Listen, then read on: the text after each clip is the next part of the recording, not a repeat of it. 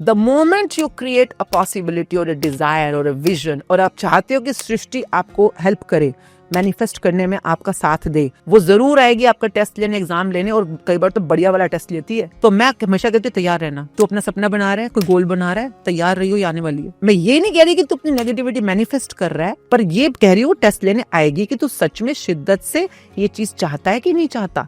और जिन लोगों ने बात मानी है ना, उन सबको फायदा हुआ है। क्योंकि क्या होता है, जैसे फॉर एग्जाम्पल आप एक बॉडी चाह रहे हो, जब तक आप मोटे हो, थुल हो, तो आपके लिए कोई पॉसिबिलिटी ही नहीं है। अब आपका वेट बढ़ रहा है, कम हो रहा है, जो हो रहा है, क्या फर्क पड़ता है। पर जिस दिन आपने मैनिफेस्ट किया योर आइडियल फिगर कि भाई मैं 60 किलो की फिगर चाहता हूँ अपने लिए, मैनिफेस्ट किया, अब इन the background of your possibility now you can सी ना कि चीज ऊपर जा रही है कि नीचे जा रही है। जब तक आपने अमीर बनने की सोची नहीं, तो गरीबी कर जा, क्या फर्क पड़ता, सब तो सेम है। पर आपने जिस दिन ठान ली कि मुझे अमीर बनना है, पैसे कमाने हैं, इस फिगर तक पहुंचना है, now you can see in the background of that possibility there is something which is not going forward, rather it's a backward.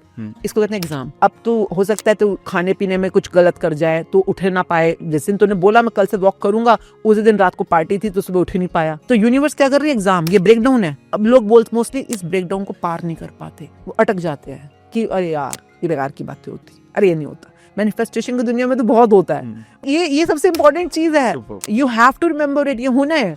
और वंस यू नो ना, मैं हमेशा कहती हूँ, यू नो, देखो टेस्ट तो होना ही होना है। इधर you prepare and go to the war, और go to the war and then prepare.